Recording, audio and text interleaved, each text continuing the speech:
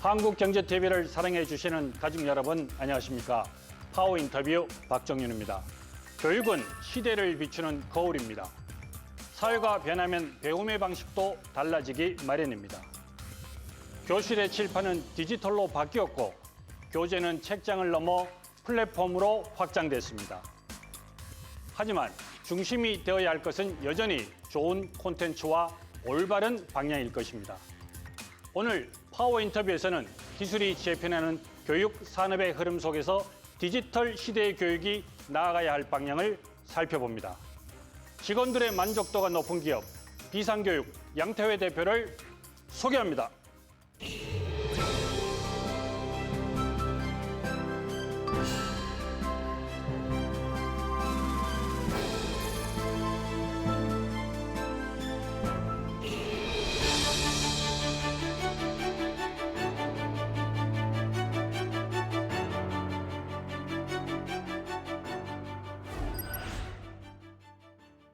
네, 이 자리에 한끗 국어 O2 과학으로 유명한 비상교육 양태회 대표께서 나와 계십니다. 어서 오십시오. 네, 반갑습니다. 네, 제가 뭐 방금 소개는 드렸는데, 네.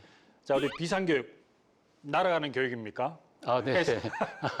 원래 처음 시작은 이제 비유와 상징이라는 이름으로 비유와 상징. 네, 예. 시작이 되었는데요. 예. 제가 맨 처음에 개발한 교재가 국어책이었기 때문에 네. 가장 국어다운 출판사들이 뭘까 고민하다가 비유와 상징을 선택하게 됐고요. 예. 나중에는 이제 다른 여러 과목도 이렇게 개발하게 되면서 비유와 상징을 줄여서 많은 사람들이 비상 이렇게 불렀기 때문에 그 플라잉의 의미를 좀 집어넣어서 현재는 비상교육이 되어졌습니다. 네, 지금은 좀 이렇게 계속 좀 끝없이 날아가고 싶다.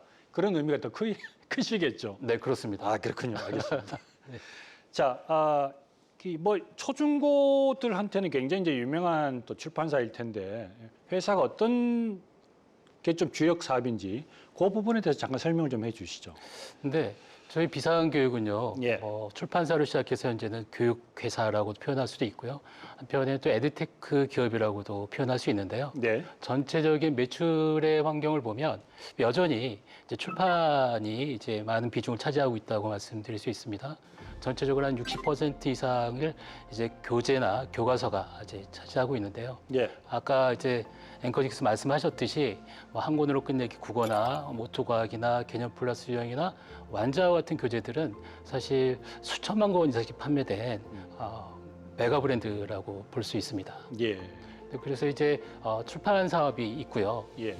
또 다음으로 이어지고 있는 것이 이제 교육 서비스 사업이라고 볼 수 있는데요. 주로 그 메타인지 기반의 학습에 기반한 온라인 스마트 학습 프로그램이나 또 원어민의 도움을 받지 않고도 영어 능력을 향상시킬 수 있는 잉글리시 아이 같은 그런 교육 서비스가 있습니다.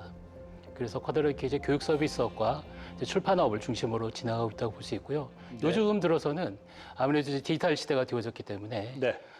에듀테크 관련해 가지고 기존에 있는 출판의 노하우와 교육 서비스 노하우를 기술에 결합시켜 가지고 미래 지향적인 교육 사업을 진행하고 있다고 말씀드리겠습니다.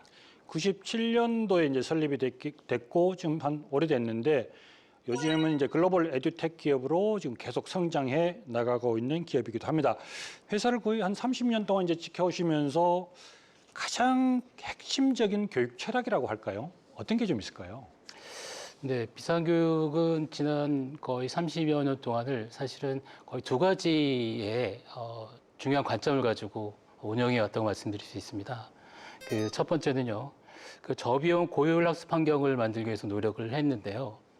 그 우리나라 교육의 가장 큰 문제점 중에 하나가 비용은 많이 드는데 효율은 굉장히 낮다는 거 아니겠습니까? 예. 그래서 그 고비용 저효율 학습 구조를 저비용 고효율 학습 환경을 만드는 것, 그것에 좀 집중했다 이렇게 말씀드릴 수 있고요. 예. 또 하나는 자기 주도적인 학습 환경을 만들기 위해서 노력을 해왔는데요. 우리나라 학생들이 의외로 스스로 학습하는 환경들에 대해서 굉장히 좀 취약한 면이 있거든요. 그래서 꼭 누구의 도움을 받아야만, 지도를 받아야만 나의 능력을 향상시킬 수 있지 않을까 이런 생각을 하게 되는데 그것 없이 스스로가 계획하고 진행하고 그리고 점검하는 이런 과정의 교육학습 프로그램, 만드는 것이 저희가 주도했던 그런 내용이라고 볼 수 있습니다. 네, 오늘은 왠지 뭐 대표님하고 이렇게 얘기하는데 가장 유명한 선생님하고 지금 얘기하는 것 같아서 제가 지금 많이 좀 배우려고 노력하고 있습니다. 네네. 상장은 이제 2008년도에 이제 상장을 하셨는데 네. 그 이후에 뭐 뚜렷한 변화라든지 뭐 그런 부분들이 좀 있을까요? 네, 금방 말씀드린 것처럼 비상교육은 저비용 고율 학습 환경을 만들기 위해서 노력을 해왔는데요. 이것을 상장을 계기로 해서 좀 더 집중적으로 그걸 해낼 수 있었습니다. 그래서 교재 이외에 이제 상장으로 모금된 자금을 가지고 저희가 교과서 사업을 진행하게 되어졌고요. 또 이러닝부터 시작을 해서 이제 에듀테크 기업으로 발돋움하는 데 굉장히 도움이 됐다 이렇게 말씀드릴 수 있습니다. 그래서 상장을 통해서 외연도 확장하고 내면도 심화시킨 그런 기회가 되어졌다 이렇게 정리드릴 수 있겠습니다. 회사가 지금 조금 전에 이제 말씀하실 때 주력이 이제 출판하고 그다음에 교육 서비스. 네, 두 가지인데 네네. 출판 관련은 얼마 정도를 좀 차지하고 계시는 건지. 지금 현재 전체 매출이 약 2,500억 정도 되고 있는데요. 그중 예. 약 60% 이상이 이제 출판 쪽에 해당되고요. 네. 교육 서비스 쪽이 약 30% 정도 되는 걸로. 결국은 앞으로도 이제 AI라든지 이런 프로그램들이 많이 이제 발전할 수밖에 없는 그런 환경이 된 것 같아요. 그렇습니다. 네. 그런데 한편에서 보면 혼자 공부하다 보니까 어떤 그 대인 관계의 어떤 그런 좀 이렇게 부족함? 그렇게 이제 어른들이 또 많이 생각하는 부분도 없지 않아 좀 있는 것 같아요. 이런 부분에 대해서는 좀 어떻게 생각하고 계시는지. 근데 그 디지털이 포함되어지는 교육적 효과는요, 스스로 학습할 수 있는 환경뿐만 아니라 교실 환경도 굉장히 많이 변화시킬 수가 있거든요. 기존의 교실의 가장 큰 문제점이라고 표현할 수 있는 언어가 보통 잠자는 교실이라고 표현하지 않습니까? 네. 네네. 그래서 굉장히 큰 문제인데요. 한 반에 약 30여 명이 있다고 한다면 사실 이제 학년이 올라갈수록 그 수업에 집중하지 못한 아이들이 이렇게 많은 거죠. 근데 그 아이들이 왜 수업에 집중하지 못할까를 생각해 보면 실제 현재의 아날로그 방식의 교육은 그 교실에서는 선생님은 일방적으로 아이들에게 수업 내용을 전달하고요. 학생들은 선생님의 수업을 어찌 보면 이렇게 구경하고 있는 형식이거든요. 게다가 선생님의 그 전달 방식이 언어로만 표현되어 있기 때문에 이 언어 바로 휘발되어 버리지 않겠습니까? 그러다 보니까 잠깐만 딴 생각을 하거나 눈을 감으면 사실은 선생님과 학생들은 동일한 공간에 있지만 어찌 보면 단절도 있다고도 볼 수 있거든요. 예. 그런데 이 디지털 기술을 도입하게 되면요, 이걸 양방의 형태로 바꿀 수가 있습니다. 그래서 양방의 형태의 수업이 진행되는 과정에서 선생님의 전자칠판과 아이들의 패드가 연속적으로 연동이 되거든요. 그럼 그 과정에서 학습 내용들이 전부 다 데이터로 떨어지게 되는 거죠. 예. 또 그것은 바로 선생님에게 이제 어떤 학생들을 평가하고 파악할 수 있는 어떤 그런 단초들이 되어지는 것이고, 그것을 중심으로 해서 선생님과 아이들은 더 연결고리를 강화시켜 나갈 수가 있게 됩니다. 그래서 디지털이 뭐 문해력을 저한다거나 내지는 과몰입되는 거 아니냐 이런 이제 시중에 어떤 선입견이 있을 수 있는데요. 사실 좀 더 깊게 바라보면 디지털의 도입은 교육이 그동안 아날로그 교육이 할 수 없었던 여러 가지 문제점들을 많이 해소할 수 있는 좀 혁신적인 방안이라고 저는 그렇게 생각을 합니다. 예전에 보면 선생님과 학생들의 일대 다수의 교육이 네. 1대1로 이루어질 수도 있는 부분이 있다라는 말씀이죠. 네, 그렇습니다. 거의 맞춤 교육까지 갈 수 있는 그런 예. 환경이 되어지는 거죠. 알겠습니다. 뭐 상장 기업이기 때문에 제가 이제 여러 가지 좀 취재를 해봤는데 아무래도 그 실적 부분을 조금 얘기를 해야 될 것 같아요. 지난해 같은 경우가 이제 매출이 2,465억에 영업이익이 102억이 나왔는데 네. 1분기가 벌써 875억에 191억의 이제 영업이익이 났거든요. 이렇게 좋아진 원인이 있나요? 네, 지난 몇 년 동안 저희들 에듀테크 기업으로의 전환을 위해서 굉장히 많은 투자들이 진행되어졌었습니다. 예. 그래서 약간 좀 이익률이 좀 떨어지는 그 경향이 있었는데요. 이제 그런 것도 어느 정도 마무리되어지고 또 내부적으로 비용의 절감 등을 통하고 또 매출 효과를 많이 만들어낼 수 있는 교과서를 많이 발행하고 뭐 이런 측면을 통해서 현재 더 강화되어지고 있다 이렇게 말씀드릴 수 있겠습니다. 그러니까 보통 7년마다 이제 개정 교육 과정이 바뀌는데 이번에 22 개정인데 요 이제 교재가 이제 문교부로부터 이제 교육부로부터 이제 인가를 받았고 네. 그 부분이 이제 매출로 1분기에 적용되는 그런 부분이 좀 있는 거죠. 네, 2022 교육과정이 올해 처음으로 적용이 되어졌고요. 예. 거기서 이제 새로 교과서의 가격들이 확정되어졌기 때문에 예. 2015 교육과정보다는 아무래도 물가도 많이 올랐기 때문에 조금 더 인상된 면이 있습니다. 교과서. 그 1분기는 이렇게 좋아졌는데 그럼 상반기라든지 아니면 올 한 해 전체로 봤을 때는 지난해 대비해서 좀 실적이 나아질 거로 좀 생각을 하시는 네, 거예요? 올 상반기도 나쁘지 않을 거라고 지금 이렇게 얘기를 듣고 있고요. 뭐 올 전체를 본다 치더라도 작년보다는 좀 더 나은 그런 실적을 예상하고 있습니다. 그 최근에 참 어떻게 보면 좋은 기사를 저도 이제 접했는데 이 고용노동부에서 생활균형 우수 기업으로 이제 선정이 되셨잖아요. 어떤 네네. 부분이 이 비상교육의 어떤 부분이 그렇게 높게 평가가 됐는지 그걸 좀 설명을 네네. 해주시죠. 네, 이런 뭐 평가에 있어서는 무엇보다 중요한 것이 단순히 제도를 갖췄다라는 것보다도요. 그 제도가 조직 문화로서 실적으로 얼만큼 그 조직 내에 안착되었는가라는 부분을 보는 것 같습니다. 실제 그 평가 항목들을 보게 되면요. 예, 유연근무제, 근로시간 관리, 휴가제도, 가족 친화제도, 조직 문화 개선 노력 등이 포함되어 있더라고요. 네, 근데 저희 비상교육은 이 모든 항목에서 이제 실적인 변화와 실행을 지속해 왔다고 말씀드릴 수가 있습니다. 그래서 구체적인 사례를 좀 말씀드리면 예, 초과 근무를 지향하는 문화를 정착시키기 위해서요. 그 개인의 근태 현황을 주기적으로 안내하고 있을 안내하고 있고요. 연차 사용을 활성화하기 위해서 연차 촉진 제도도 이제 운영 중에 있습니다. 또 가족 돌봄 휴가나 직장 어린이집 지원 등을 통해서 육아 지원 제도의 실효성을 높이는 데도 집중을 하고 있고요. 더 나아가서 그 디지털 전환과 유연 근무 활성화를 위해서 네, 주당 2일은 출근하고 3일은 원격으로 근무하는 그 하이브리드 근무제를 현재 운영 중에 있습니다. 그래서 저희가 추구하는 방향은 단지 제도를 도입하는 데 그치지 않고 디지털 시대에 맞는 스마트한 근무 환경을 조직 전반에 자연스럽게 녹여내는 것이라고 말씀드릴 수 있는데요. 이런 다양한 제도들이 잘 연결되고 또 안정적으로 운영되고 있다는 점이 좋은 평가를 받을 수 있었던 이유가 아닐까 이렇게 생각을 합니다. 그러니까 출근도 하고 이제 원격 근무도 하고 네. 이게 어떻게 보면 이제 하이브리드 형태의 근무 형태인데 이렇게 하다 보면 뭐 내부에 좀 반대라든지 이게 일이 원활하게 좀 안 돌아가서 뭐 그런 내부의 반대라든지 또는 뭐 일을 좀 이렇게 성과를 내는 데 있어서 좀 어려움이 없었는지 그런 부분은 좀 어떨까요? 근데 뭐 성과나 소통에 문제가 있을지 않느냐 이런 생각을 해볼 수가 있는데요. 예. 실제는 내부적으로는 강력한 디지털 협업 툴이 도입이 돼 있습니다. 그러다 보니까 오히려 더 소통이 더 신속하고 투명하게 이루어지고 있다 이렇게 말씀드릴 수가 있습니다. 자, 그러면 이제 이런 부분에 대해서 뭐 많은 직원들이 아마 좋아할 것으로 저도 생각이 좀 드는데 요즘 보면 또 근로 형태가 뭐 주 4일제다, 주 4.5일제다 이렇게 이제 얘기들이 계속 하고 계시니까 그 어떤 이직률이라든지 뭐 업무 성과 이런 건 좀 어떤 것 같습니까? 근데 업무 성과는 특별히 이슈가 없는 것 같고요. 예. 오히려 더 직원들이 그 출퇴근을 통해서 이루어진 여러 가지 에너지 소진이 덜 되다 보니까 예, 오히려 집중력이 더 높아졌다 이런 얘기를 많이 듣고 있고요. 네, 특히 리더들 입장에서 보면 우려를 할 수가 있는데요. 예. 의외로 리더들이 더 이건 계속 유지돼야 된다 이런 입장을 가지고 있어서 앞으로도 계속해서 유지할 생각입니다. 그 대표님께서 생각하시는 어떤 그 조직 문화의 가장 큰 핵심 네. 그건 어떤 거라고 좀 보시는 건지? 네, 저희 비상교육이 생각하는 이제 가장 중요한 조직 문화의 핵심 가치는 저희 두 개 정도를 꼽고 있는데요.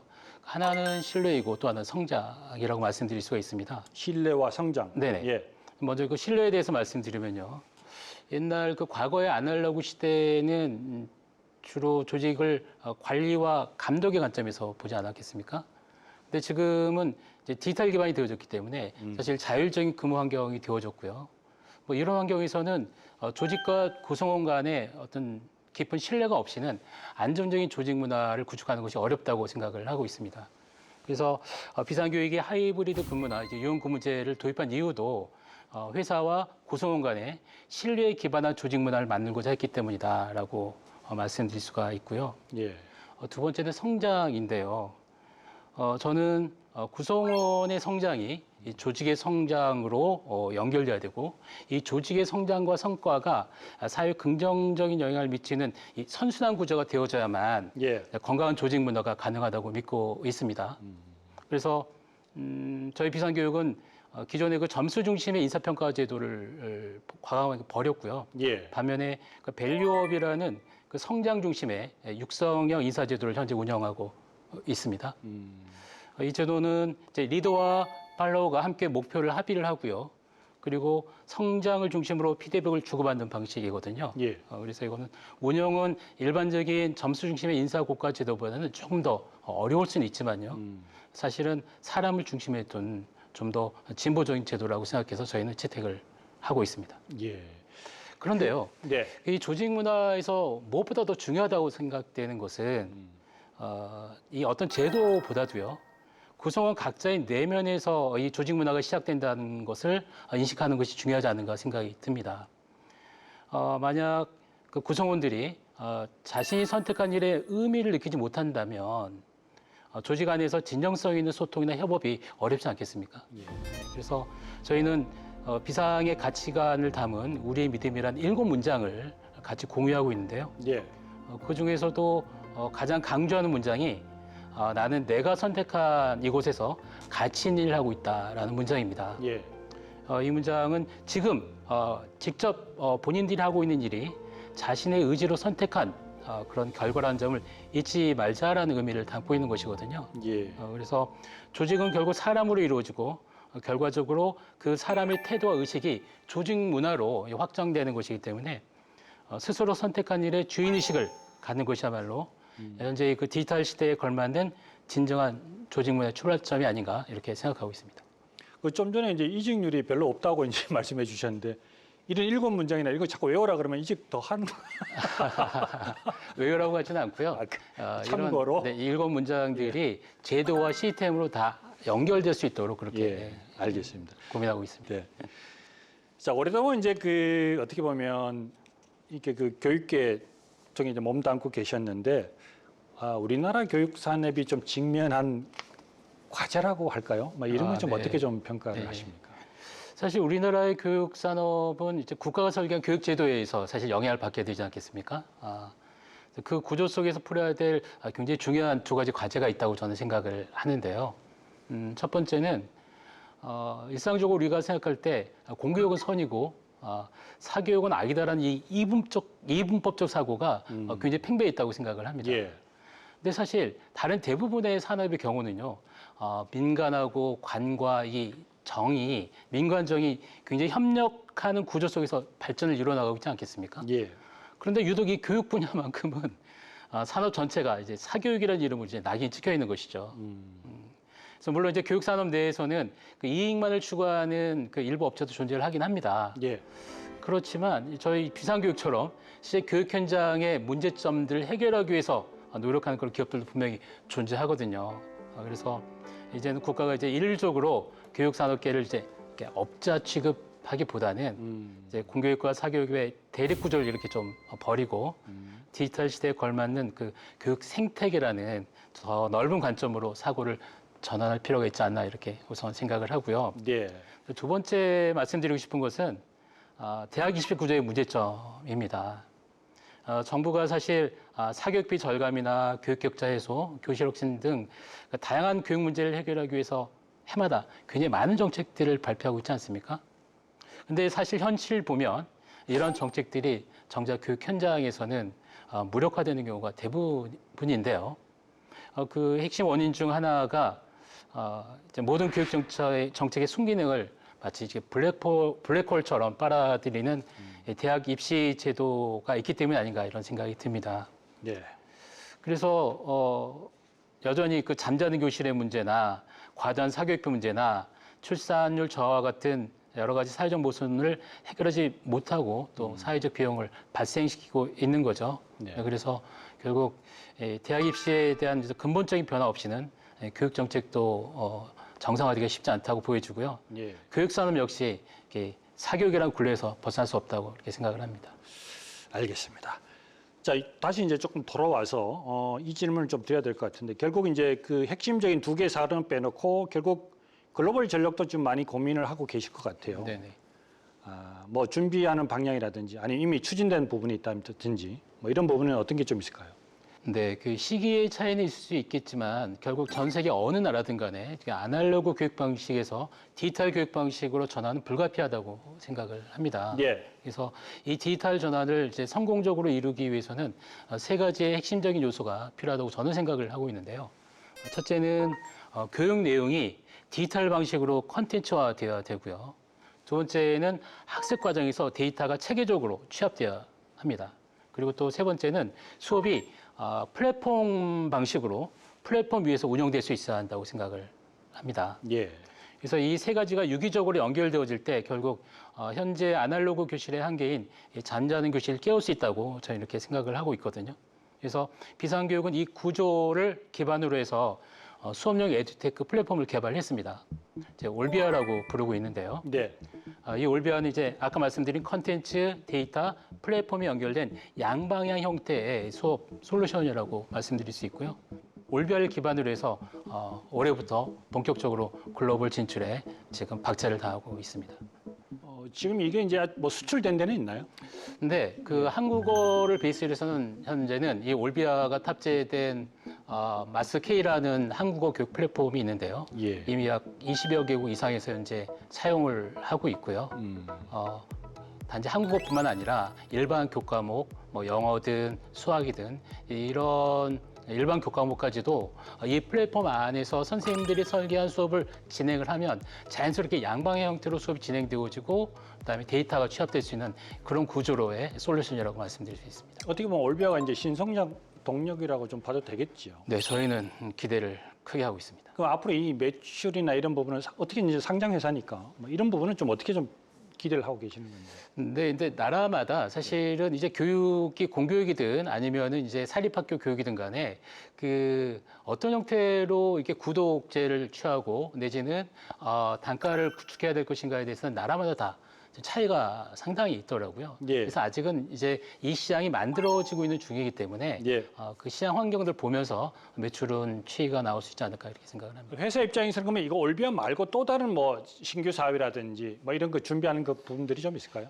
네, 아까 말씀드렸는데요. 저희는 예. 또 하나 중요하게 생각하는 것이 이제 한국어입니다. 예. 이제 잘 아시다시피 K컬처와 한류의 영향으로 세계적으로 한국어를 배우기 위한 그 이제 열망들이 굉장히 커지고 있지 않습니까? 예. 그래서 아까 말씀드린 마스K라는 그 플랫폼을 이용해서 현재 수출을 진행하고 있고요. 또 우리나라가 이제 인구들이 줄어들고 있기 때문에 결국은 해외에서 노동 인력들을 유입시켜야만 되는 그 환경이 있을 겁니다.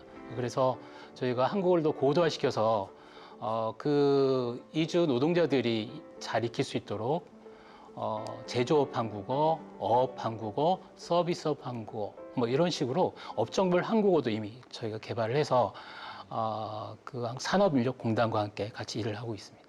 네, 저도 뭐 열심히 좀 회사를 좀 찾아보니까 올해 초에 이제 비상교육이 미국 타임즈 2025 세계 최고의 에듀테크 기업으로 선정이 되셨죠. 이 어떤 내용들이 선정이 된 건가요? 네, 뭐 아날로그 기반의 교육이 디지털 기반의 교육으로 전환되어질 것은 뭐 명확한 사실일 텐데요. 그 미래 관점에서 봤을 때 어떤 기업들이 실제 미래를 준비하고 있는가라는 관점에서 타임지에서 선정한 그런 그 어워드로 저희는 이해를 하고 있고요. 예. 그래서 저희들이 거기 출품을 했고 저희 여러 가지 프로그램들이 우수하다는 평가를 받아서 이 시상에 참여하게 된 것 같습니다. 알겠습니다.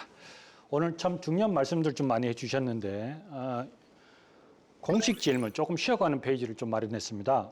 이건 이제 오자 토크라고 제가 질문을 드리면 5글자로 좀 줄여서 좀 답변을 해주시면 감사하겠습니다. 조금 머리가 아프실 겁니다. 네. 자, 나에게 교육이란 교육은 진정한 미래라고 생각을 합니다. 진정한 미래. 네, 딱 다투잖아요. 진정한 미래라고 생각이 드는데요. 사실 현재 사회가 가지고 있는 굉장히 많은 문제점들이 교육이 어떻게 되냐에 따라서 그 결과치가 달라질 수 있다고 생각이 들거든요. 국가 경쟁력 또한 교육의 수준에 따라서 달라진다고 보고 있고 예. 저희는 교육을 또 업을 하고 있기 때문에 네. 실제 좀 더 고도화된 교육 제도와 시스템, 그다음에 컨텐츠를 제공하는 것이 저희들의 목적이므로 진정한 미래라고 표현하고 싶습니다. 진정한 미래. 네. 확 와닿습니다. 예. 회사가 저희도 이제 뭐 열심히 취재를 했는데 이제 보니까 뭐 정부 부처로부터 좋은 상들 정말 많이 받았어요. 가족 친화 우수 기업, 뭐 근무 혁신 우수 기업, 뭐 이렇게 해서 여러 개 많이 받았고 앞으로 회사가 더욱더 이제 비상할 거로 저도 좀 응원하겠습니다. 네. 자 이제 마지막 질문 드리겠습니다. 네. 혹시 이제 못다한 이야기라든지 아니면 뭐 정부 부처에 좀 바라는 이야기라든지 아니면 이제 우리 투자자분들한테 좀 하고 싶은 얘기가 있다면 이 시간을 빌어 좀 해주시기 바라겠습니다. 네, 그 일반적인 회사가 사실은 그 수익적 가치가 매우 중요하지 않겠습니까?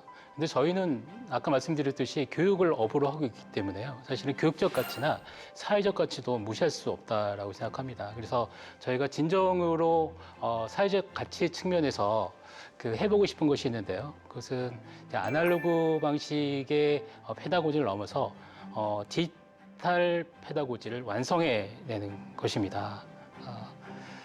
그래서 이 디지털 페다고지를 완성한다는 것은 단순히 이제 기술을 도입하는 것을 넘어서요. 그 아날로그 방식으로 해결할 수 없는 문제들을 디지털 기반의 교수학습 설계로 해결하는 것이거든요. 그래서 앞으로도 비상교육은 배움의 본질을 중심에 두고 그 더 많은 사람이 디지털화된 그 교육의 효과를 누릴 수 있도록 노력을 해갈 것입니다. 네, 알겠습니다. 오늘 말씀 고맙습니다. 네, 감사합니다.